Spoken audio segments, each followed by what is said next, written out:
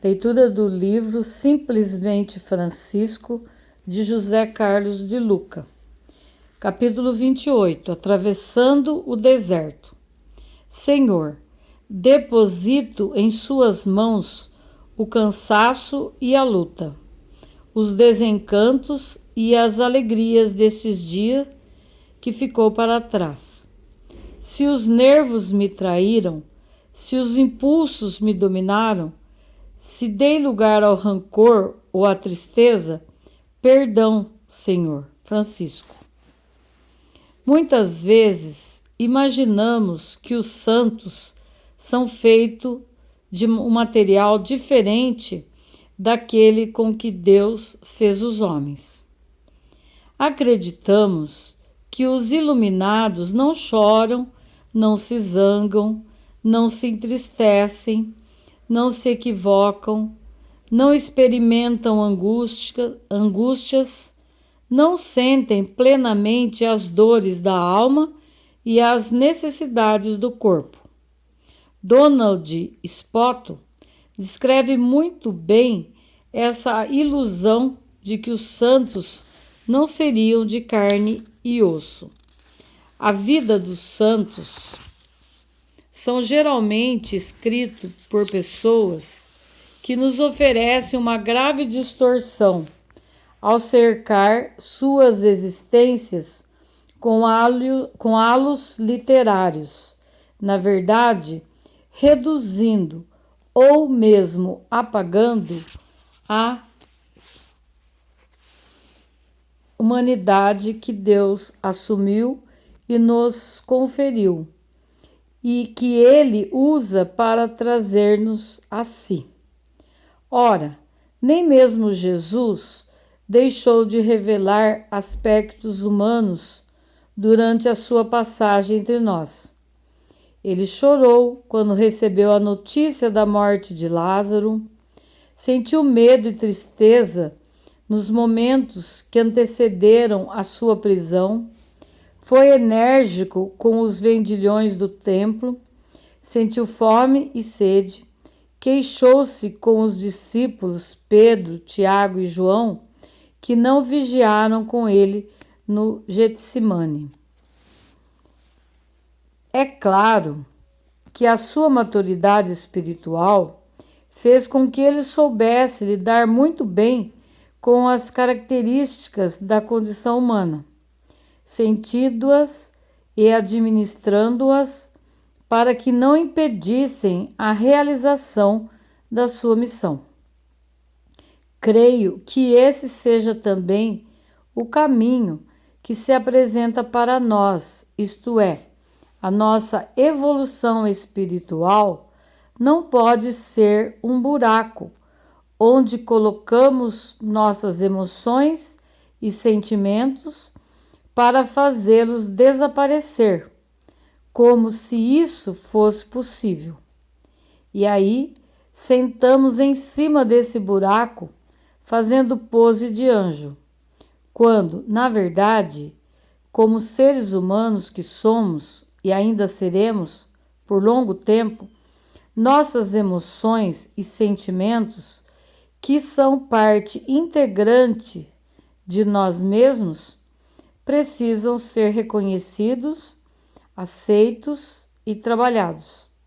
Afinal, para a psicanalista Melanie Klein, equilíbrio não significa evitar conflitos, supõe a força para atravessar emoções penosas e poder lidar com elas. Com Francisco não foi diferente.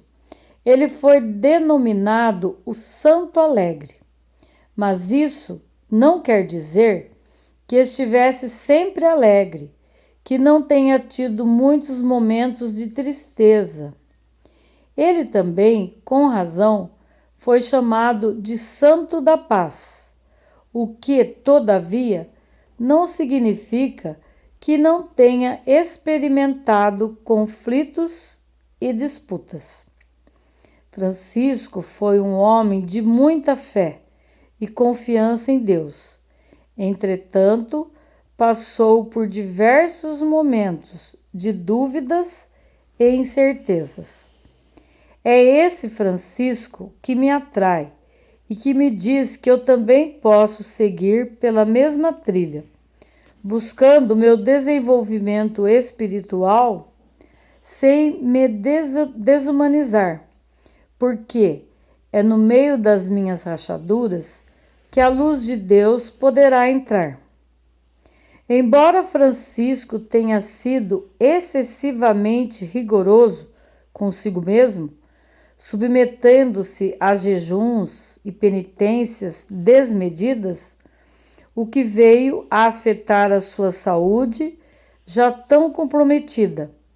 Ele reconhecia as suas fragilidades humanas, seus medos, dúvidas, culpas, imperfeições e até os momentos em que se exasperava com as pessoas. Francisco foi um santo que nunca se imaginou como tal e ficava bravo quando assim o chamavam. Trago esse tema exatamente para compreendermos melhor o período em que Francisco atravessa uma grande crise espiritual. Que bom saber que o iluminado Francisco também atravessou os seus desertos, porque poderíamos pensar que ele só vivia pregando para os pássaros. Essa crise de angústia veio mais ao final da sua vida. Alguns motivos podem ser apontados. Sua saúde tornava-se mais frágil a cada dia. Seu corpo já estava coberto de úlceras, havendo suspeita de que poderia estar contaminado pela lepra. Em razão da debilidade física, suas viagens de pregação precisaram ser interrompidas.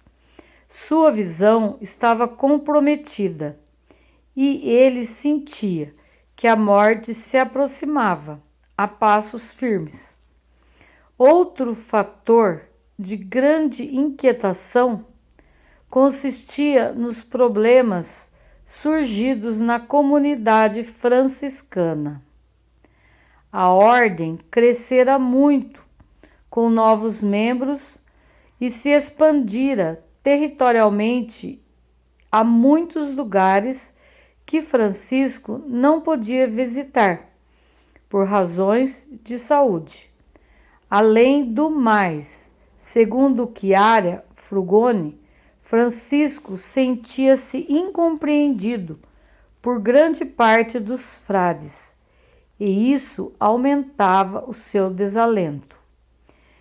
Tendo a ordem se multiplicado desmedidamente, nem todos os seus membros eram capazes de partilhar escolhas tão difíceis. Homens, por muitas vezes, de limitadas virtudes ou demasiada cultura, distantes dos puríssimos ideais de seu líder espiritual.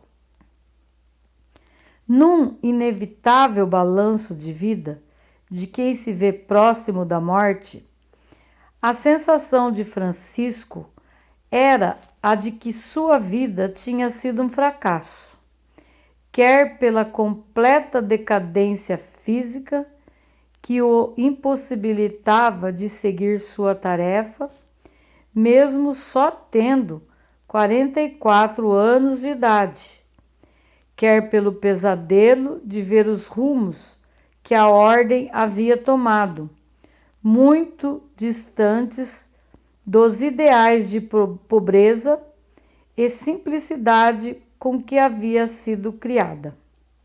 E tudo isso sem que Francisco pudesse fazer alguma coisa.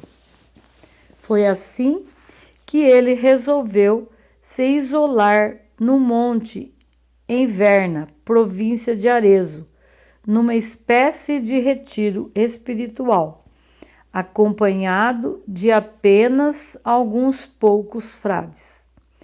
Ele precisava encontrar água no deserto de suas aflições.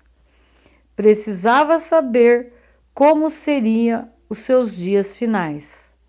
Após uma semana de intensas orações, Francisco pede para que o Evangelho seja aberto, a fim de ouvir a lição que lhe estava reservada, como era seu costume. Evangelho de Lucas. Pai, se queres, afasta de mim este cálice. Contudo, não a minha vontade, mas a tua seja feita. Sob o transbordar de lágrimas, Francisco compreende, então, que sua tarefa estava próxima do fim e que ele, tal ocorrera a Jesus, precisava sorver o cálice final, entregando-se à crucificação. Era o momento de renunciar a qualquer pretensão de algo fazer. Ele estava na cruz, tão impotente como Jesus estivera. Deveria ir se despedindo do corpo, dos amigos, dos grandes ideais e da direção da própria comunidade. Foi a entrega que curou Francisco de sua agonia. Nada mais querer, nada mais desejar, nada mais idealizar, apenas viver a condição do Cristo crucificado. Enfim, era o que o pobrezinho sempre desejara fazer em sua vida: viver o Evangelho como Jesus viveu. E ao se lembrar de Jesus na cruz, aparentemente também fracassado aos olhos do mundo, Francisco aceita a sua mais eloquente pobreza, miserabilidade e impotência.